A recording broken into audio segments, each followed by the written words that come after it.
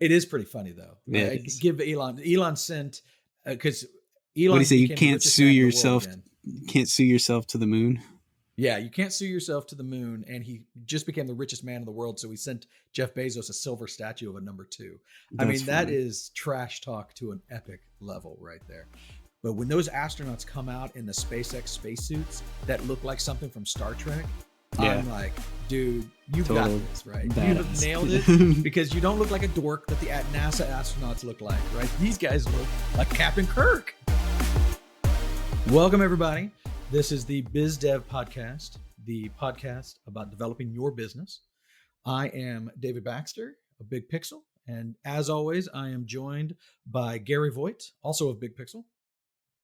And we're here today to talk about what's going on in the news of tech and then enlighten you on a little bit of things that we thought would be helpful. We actually did get some questions written in this time, and it wasn't by me. So. That sounds a lot more grand than it was. I'm all for full transparency. So this question, which we'll get to in a little bit, this question came from one of our clients. So it's better. It's not just you, Gary. I was going to say it's still better than just me. That's true. It's better than just we made it up ourselves. But it did come from another person. But it did come from a client. So one of these days we're going to get an email from a real person who listens to this, and it's going to be a magical day. And hopefully it won't be like a family member. Maybe it'll be someone else. No, that'll be next. Yeah. That'll be next. I'll get one of my family members to email me so it seems a lot more legit. Big time, baby. That's right. We have hit the big time. So in the news today, or this week, I guess, I've been really nerding out over the Elizabeth Holmes trial. I know that's a bit of a dry topic, but that whole Theranos thing is mind-blowing to me. I've watched the documentary. Well, one of them. I didn't watch all of them. I think there's like 4. Have you? Well, you know more about it. You know more about it than I do. I just kind of know the flash through the headlines of. I guess she was a startup entrepreneur in the medical space with like a blood testing kit, and she got all this incredible backing, kept promising, and then missing the mark when it came to actual delivering any kind of show and tell of what she's doing. And then it turns out she didn't really do anything. That it was pretty much all fraud. So to back up a second, for those who've never heard of Theranos, really 30,000 foot view. What happened was this lady created a company. It's not just her, some other guy. I can't remember his name. I should be able to, but they created a new way of testing blood, which a single prick of your finger, you could test like 20 different things, which if it could have been done, would have been revolutionary and just crazy. Because normally you have to draw a big old vial or 2 of blood, send it off to a lab. Yeah, and it's tested for multiple different things in multiple different ways. So you need that amount. Where this was going to be like pretty much one drop test for anything. Yeah, results, readable results that you can understand and take action on. And she got a lot of press back in the day. This is 8 years ago, I guess, 2014. Yeah, pre-COVID, like before all of this stuff. Oh, way before that. Yeah. She basically was following the Steve Jobs playbook. She wore the same clothes just like he did. She made these grand statements and she started getting all this hype, and they raised bazillions of dollars. And long story short, they didn't do anything. Their tests didn't work. All this money was thrown down the sink, toilet, whatever, some sort of apparatus. And she got now being brought up on trial by the US government for wire fraud and all sorts of ugly stuff about tricking people out of their money, basically. And it's a difficult case because it's always hard to prove that you aren't just incompetent, right? Incompetence not illegal, but doing something. She does have some evidence of these, I guess, kits or whatever being developed and tested. Or I thought she also they were real kits. They just weren't very accurate. And the ones that I thought she lied about accurate, I thought she lied about the results. She did. She lied about, well, this is what she allegedly lied. I don't want to be sued here, but she allegedly, because she hasn't been convicted yet, she allegedly said that they had all these contracts with all these, and all these things had been validated. None of that turns out to be true. And so she did bad things. What I specifically want to loop this back in on is I think she's a good example of the cult of entrepreneurship, if that's the right way of saying it. There's our culture as Americans in particular, we love the idea of the entrepreneur. And this is one of my things that when I talk to startups and stuff like that, people, especially young people, who are just out of college and they're rip raring to go to build something new, they're excited to just have the title of entrepreneur. It's And like a status symbol just to call yeah, yourself that. if I'm an entrepreneur, that means something. And it used to, when I was a kid, entrepreneur was a fancy way of saying you were unemployed. And that now is, this is what I want to be. And I think she is a good example of that on a very, very high level, where she was a celebrity. She was a woman. She was in this man dominated space, which most of them are, of course, She unfortunately. romanticized the idea of her being a successful tech billionaire entrepreneur as a woman. And there's nothing wrong with everything you just said there, but the problem is hers wasn't legit. But No, I I think think, she was convincing herself of the almost celebrity status of it more yeah, than I the mean, the Shark Tank actual of real status. yeah, I've say to the Shark Tank of America has really affected things, because everybody thinks I'm going to be this thing, I'm going to get $1 zillion, and I'm going to be on the cover of a magazine, and there's nothing wrong with that. Fame is a thing, but what I tell new startups is the goal should not be to be an entrepreneur.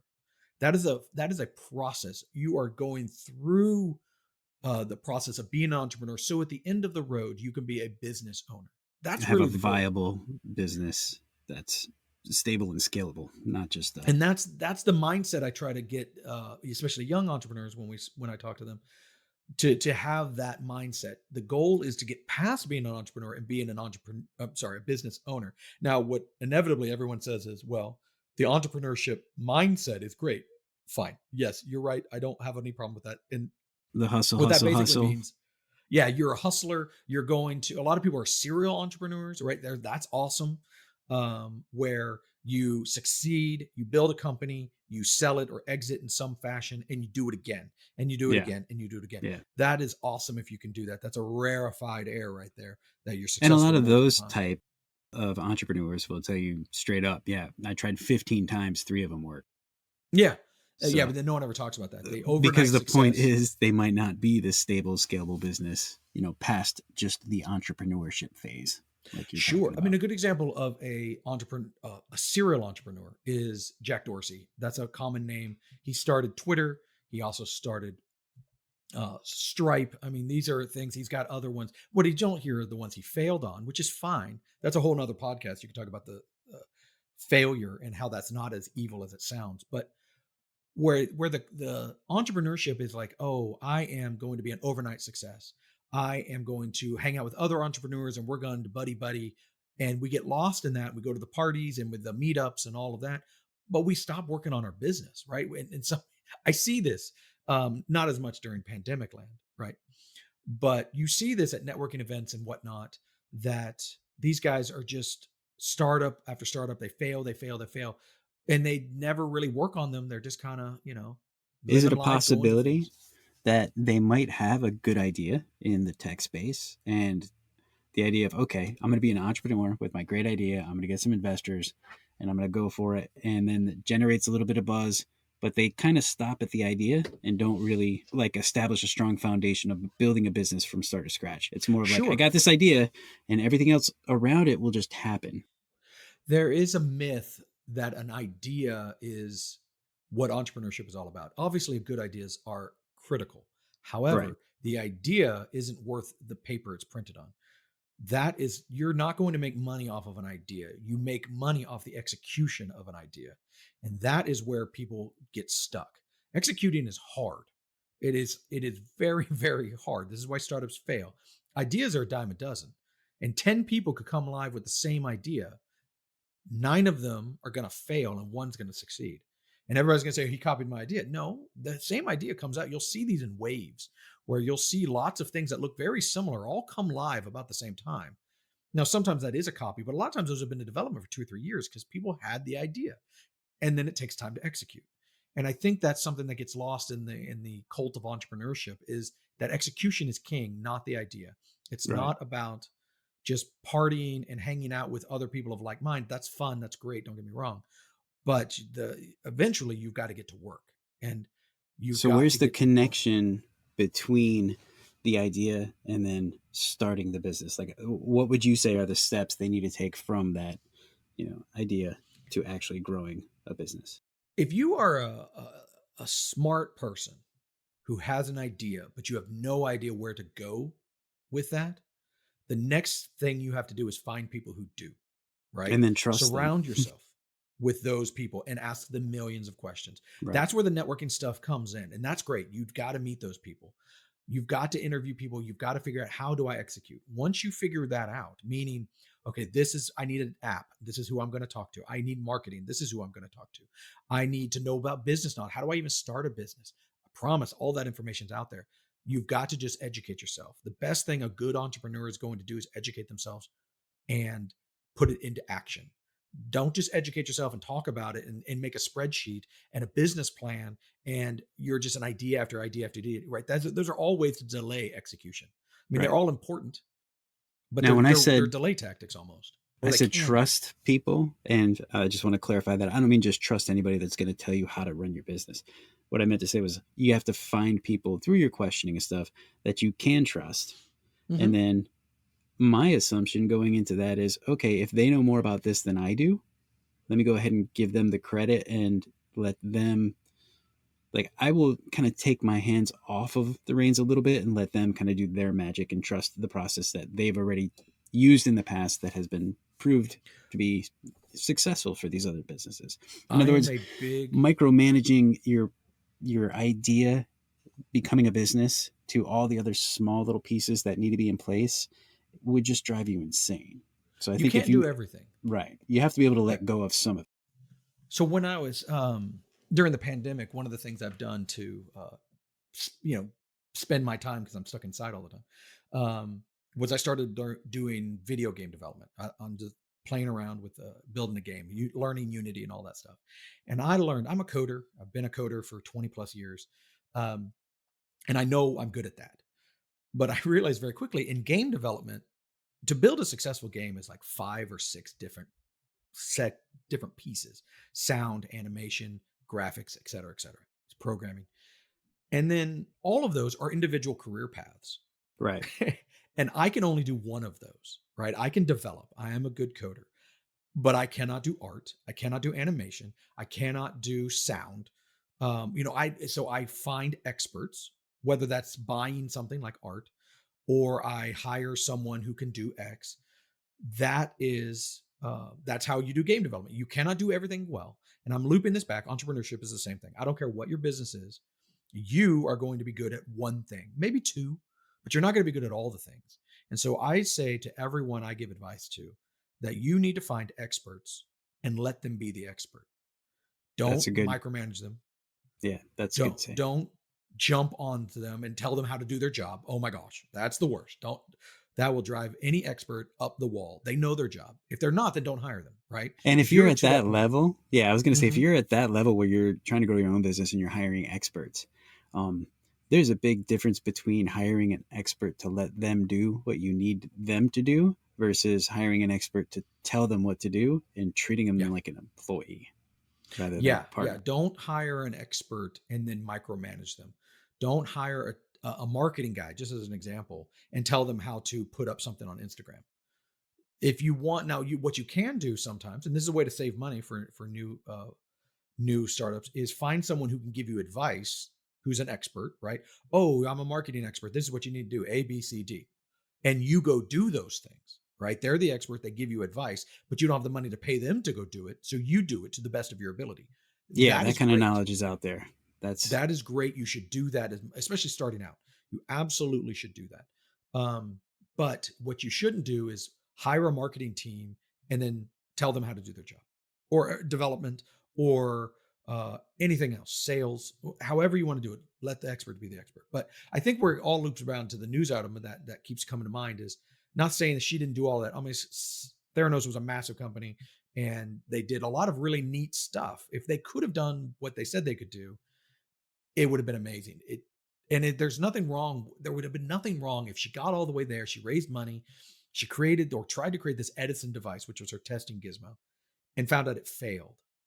No one would have said, oh, well, then you're useless. because she did a lot of neat stuff. There were a lot of smart people working for her.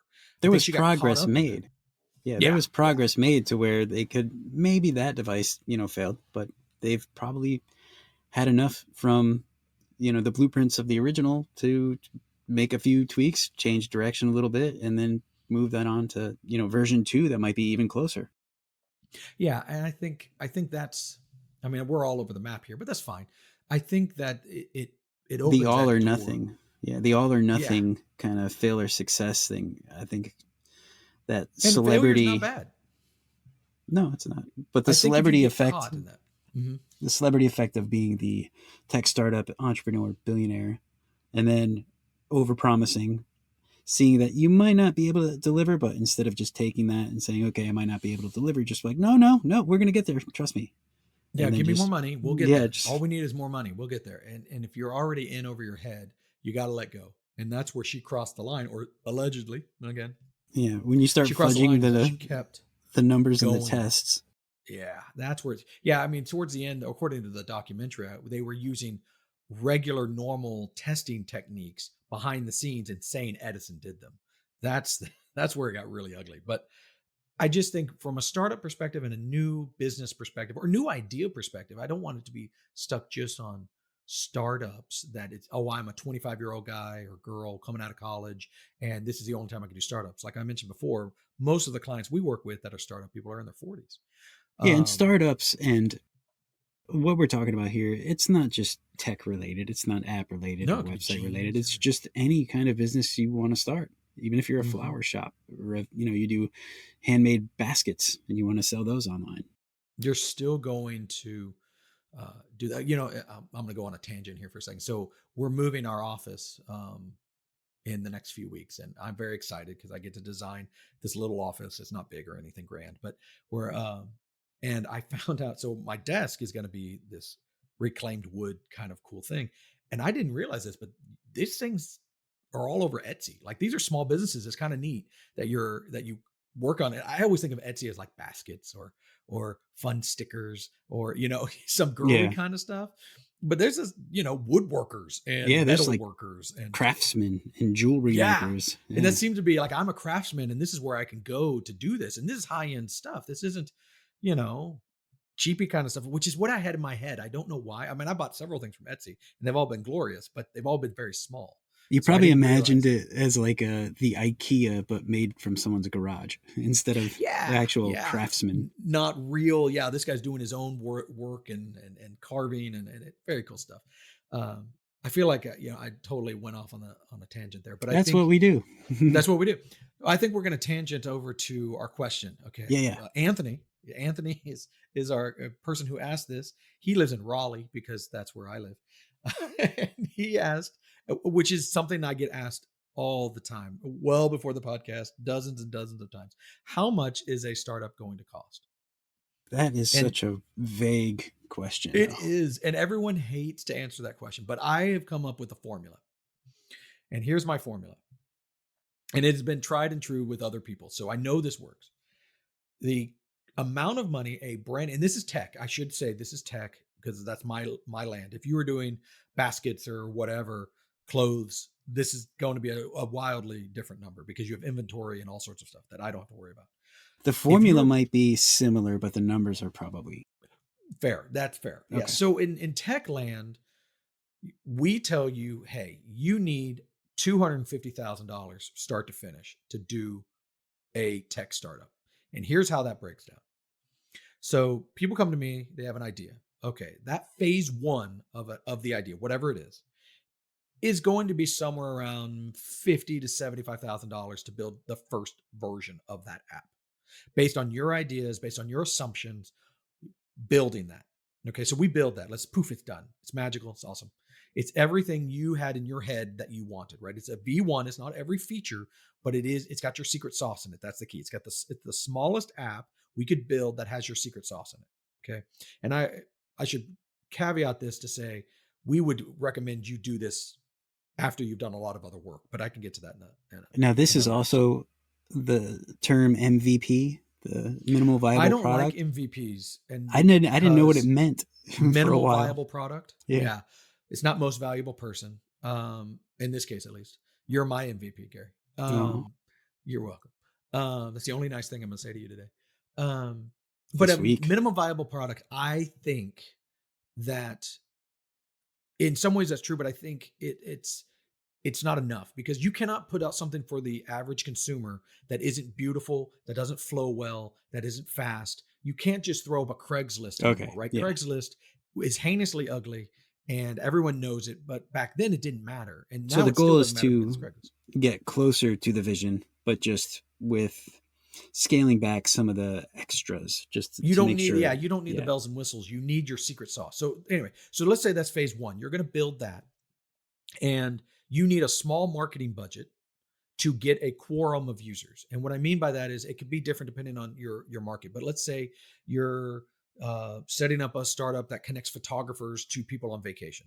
Um, I'm just making that up, but you would need, a small group of photographers to do it, and you need a small group of people going on vacation to do it, and you put those together. So you need a quorum of that, so you can start getting data. So it could be 10 photographers and 100 people going on vacation, and that would be enough data for this phase one to give you the feedback you need. You're going to ask them lots of questions. You're going to give this away probably for free. You're not going to charge hardly any money, if at all.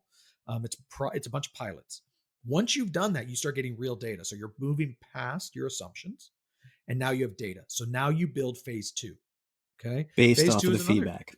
based off of that feedback. So you've got that another $50,000 or something like that in that phase two. So now you're going to go live with that, and you should have a product that can make you some money, because now it's your ideas. People see your secret sauce, they love it, but they gave their feedback. You improved upon it. Boom, you have this great thing. Now you need a big marketing budget to get it out the door, because the thing that every startup, and they all say they don't believe this, but they all do. They all believe that if they build it, they will come. And the truth of the matter is, no one cares. No one cares about your Everybody, startup idea. everybody expects to go viral just Oh, by everyone. random happenstance. It's But so funny because I get, and I don't want to go off into this too far because we're talking about cost, but what I'm saying well, it's is related to the marketing budget. it is related to my. So everyone says that. Oh no, I know I'm not going to go viral. Every startup comes up to me and tells me that. I know I'm not going to go viral. But then they go live and they don't go viral. They're all depressed and sad, and they don't Right. understand what's happening. I kind of And like, expected guys, I it, just told you didn't want to this. say it. Yeah. Yeah. And so it's funny. But anyway, you need that marketing budget to make people care. That's your job as a startup founder, is to make people care, because no one does. The apathy of humanity is strong. And so you've Not got to only get that, over that. just today, like there is so much being shoved in front of our face through an Oh my infinite gosh. scroll of information that everything just kind of comes and goes right in your eyes, in your brain. Forget about it the next day. So you need So when it comes something to the cost, I want to be clear on this. That $250,000 is not development. Everyone thinks you cost $250,000 to build an app. No. What I'm saying is 2 rounds of development is probably half of that money, realistically, give or take. Some are easier, some are harder, but give or take. Then you've got a big chunk of that is marketing. And then you've got a bunch of stuff that you're not even thinking about, legal, things business cruft you have to spend money on, even no matter operational. what. Yeah, no matter what, there's just a pile of stuff. And that's that number of money. And the other thing you have to know, that $250,000, you do not have to have that on day one. And that's another thing that scares people off. You don't need a big pile of money sitting over there and you can't do anything. You need some money, but you need that. You need to have a plan for that. Because what we don't want, and we've seen this before, what we don't want is, I raised $50,000. Here you go, developer. Here's all my money. You build something beautiful, and they've got no money to do marketing. The idea dies and it's gone. That's the saddest thing ever. So don't be that guy. You need to think about this as a whole process. Now, if you are a technical person, then you can take away a lot of the development money. If you are a marketing person, you can take away a lot of that money. Not all of it. You still need to get out, get some help. But Dave those are the Ramsey. areas, those are the areas that if you can pitch in, might save you some money in the long run. Yeah, you can save some As long good as money you're there not, if you're good at those. yeah, as long as you're not impeding your own, success by maybe pitching in where someone else could do a better job as the expert. Correct. Yeah, Dave Ramsey I'm a big fan of his.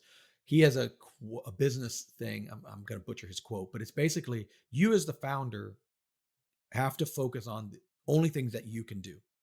In his case, he was talking about early on in his business, only he could write his books, but he didn't have to pack the books. He didn't have to print the books. He didn't have to ship the books. He didn't have to do any of that. He outsourced and delegates that.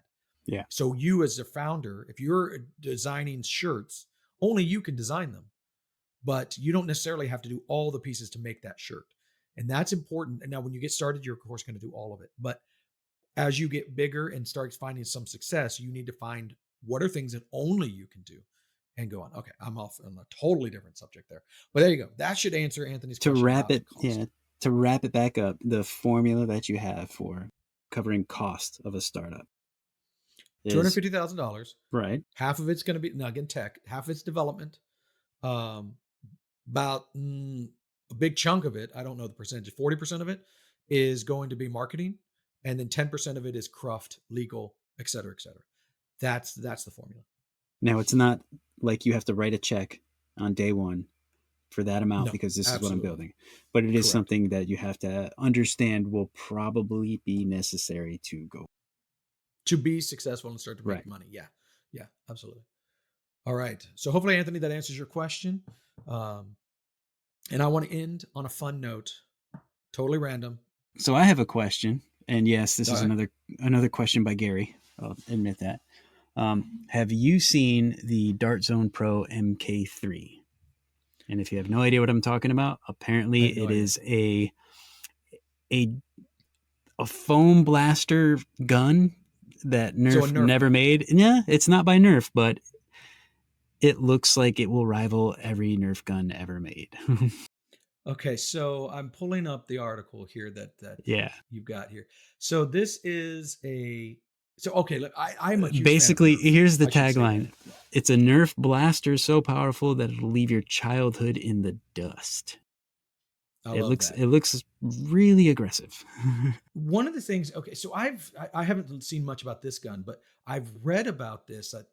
Like there's a whole adult Nerf thing. There's the paintball, I guess you could say sphere of guys like that do that activity, but then there's like a Nerf Wars thing that's just as aggro. And these people are like, they're buying Nerf guns and then modifying them with increasing their power, increasing the air pressure. Yeah. That is so crazy to me. I mean, I love the idea of that, but it is crazy to me that exists. So this is a non-Nerf gun. It looks like you can switch. You can use Nerf foam darts, but the gun is not made by Nerf. But yeah, apparently it comes with clips. It's a fully automatic blaster. I mean, come on. When I was a kid, we had tons of Nerf guns, and I'm old enough that the original Nerf guns that I had looked like guns. Yeah, they were painted in gunmetal and black. Yep. And they looked like guns, and all my water guns, like I had a BB gun that looked like a Glock or whatever brand it was supposed. I mean, yeah, now they look like space lasers so that kids don't get shot, which is fine. That's great. But when they I've been changed doing it for a long time. Yeah, when they changed the Nerf guns to be like pink and orange and like bright blue, like I got one, and the first thing I did was take my paint pens and paint it silver and black to look more like a real gun. Yeah. Great smart thing for a kid to do, right? But I remember my Nerf gun shot one big old foam dart, like punk, and then you had to cock it and punk, and it was this slow thing. And Nerf wars were like, as soon as the dart bent, game over. Can't bend. Yeah, that was it because it couldn't fire anymore. And now to see that this is now full bore, fully automatic. These things, what does it say? It can shoot 150 feet per second. I mean, that is crazy and accurately, which is the funniest thing about Nerf, right? If you've ever used real Nerf guns, you could stand right in front of me. I shoot 5 things at you and it goes all around you, right? I'm pointing right at you, but the Nerf dart is off to the side. It's weird that now this is like pro Nerf. They're also talking about, I guess they're going to build darts too, because I guess the modern Nerf dart, usually people buy them in bulk in these communities that have these Nerf wars or whatever. Mm-hmm. And the average cost is about 10 cents per dart, like when you buy them in bulk, but it looks like they're trying to come up for an even cheaper way to do that. It's just wild to think that is now an industry. I mean, I love it. I think that's Talk It's about like childhood nerdism. dreams turning into a tech startup, right? Seriously. Yeah. I mean, what a beautiful way to do that. I'm a big Nerf guy, so I'm going to make a banana clip for my Nerf gun. And then, like, that's an industry. And I heard that got really big because of 3D printing, Yeah, because yeah. they can now build these huge things or drums or whatever. And then now they're companies that are building whole guns with like not leather, like rubber grips, soft grips. I love it. I love it.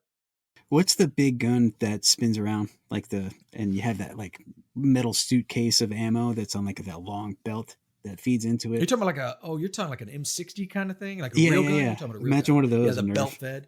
It reminds just me of nonstop rotating the straight through. the old Rambo movies, Yeah, yeah. where he'd pick up two M60s and hold them with one hand each. I always love that. I mean, it's so And they still impractical. had the stabilizer stand on the front end because you can't It's really shoot it without it being yeah. locked down to I'm something, but he's just gonna holding them. shoot. Yeah, I just love. And my stepdad, who was in Vietnam, was like, "Yeah, no, no, that would knock you so far in your butt. No, that's not real." Yeah, not Anyway. trying to date us, but I think we both grew up around the same time where, the real looking guns and playing the army and Rambo and all that stuff was pretty normal. It wasn't exactly scary. It wasn't scary back then, but boy, yeah, but you. I don't know. I'm very pro brightly colored guns. I don't think Yeah, kids need I guns that look agree. green. So I agree. I'm all for it, and I love the fact that now there are pro brightly Toy guns, by the way. Yeah, Toy fair. guns. Well, on that note, I think it's time to wrap it up, and we will get back to our regular scheduled lives. Thank you guys so very much for. If any other joining real us. people that aren't family or clients do want to send us any questions, if anybody else out there is hearing this, send the questions to where? hello@thebigpixel.net. All right. hello@thebigpixel.net. And we will, if it's a good question and we can use it in some capacity or use a tangent for it, we will use your questions on our future upcoming podcasts. If it's a mediocre question, we might slightly alter it to fit our narrative for that day. But yeah, we'll still take it. We'll take it. We'll take it. As long as it's somewhat relevant and it's not from a family member, probably won't be too good. All righty, y'all. Thank you guys so much. We'll talk to you next week. See ya.